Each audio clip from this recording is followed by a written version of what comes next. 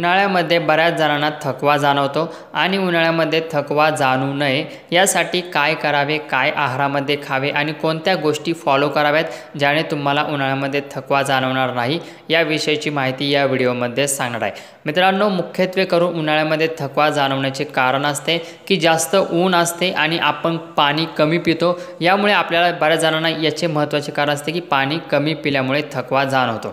तर मित्रांनो, पहिली गोष्ट लक्षात ठेवा, उन्हाळ्यामध्ये तुम्हाला 3 ते 4 लिटर पाणी प्यायचे आहे आणि जर तुमचे जर काम उन्हामध्ये असेल तर नक्कीच तुम्ही ती काळजी घेतली पाहिजे आणि तुम्ही 3 ते 4 लिटर पाणी पिण्यासोबतच म्हणजे ज्यामध्ये पाणी जास्त आहे ज्या फळांमध्ये जसे की संत्री, द्राक्षे, कलिंगड यांसारख्या फळांचे सेवन करायचे आहे। सोबतच मित्रांनो, उन्हाळ्यामध्ये थकवा जाणवू नये यासाठी तुम्हाला ही गोष्ट लक्षात ठेवायची आहे की तुम्ही रात्रीची झोप ही 7 ते 8 तास घ्यायची आहे आणि दुपारी झोपायचे नाही आहे। कारण की दुपारी काय असते की भरपूर उष्णता असते, भरपूर ऊन असते, त्यामुळे आपण जर दुपारी झोपलो तर बऱ्याच जणांना हा त्रास जाणवू शकतो। सोबत म्हणजे असे काही नाही की हा त्रास जाणवतो, परंतु लक्षात ठेवा पाणी तुम्हाला खूप महत्त्वाचे आहे आणि उन्हामध्ये जास्त फिरत नका राहू। म्हणजे काही जण पहा उन्हामध्ये विनाकारण फिरतात, तर विनाकारण उन्हामध्ये जाऊ नका, गरज असेल तरच जा।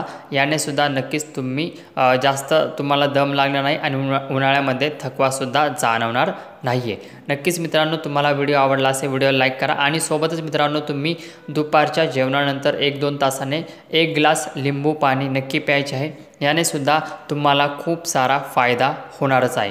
मित्रांनो, सोबतच तुम्हाला सांगतो, इतर जे आपल्या चॅनलवर व्हिडिओज आहेत की उष्णता शरीरातील कशी कमी करायची, चेहऱ्यावरील पिंपल्स कसे घालवायचे, सोबतच जर केस पांढरे झाले असतील तर ते पांढरे केस काळे करण्यासाठी कोणकोणते उपाय करायचे याविषयीची माहिती चॅनलवर वेगवेगळे व्हिडिओज आहेत, ते व्हिडिओसुद्धा नक्की पहा। यातूनसुद्धा तुम्हाला खूप महत्त्वपूर्ण माहिती मिळेल आणि हा व्हिडिओ इथपर्यंत पाहिल्याबद्दल खूप खूप धन्यवाद। उन्हाळ्यामध्ये थकवा जाणवू नये यासाठी काय उपाय करावा ही माहिती तुम्हाला आवडली असेल तर व्हिडिओला नक्कीच शेअर करा। थँक्यू।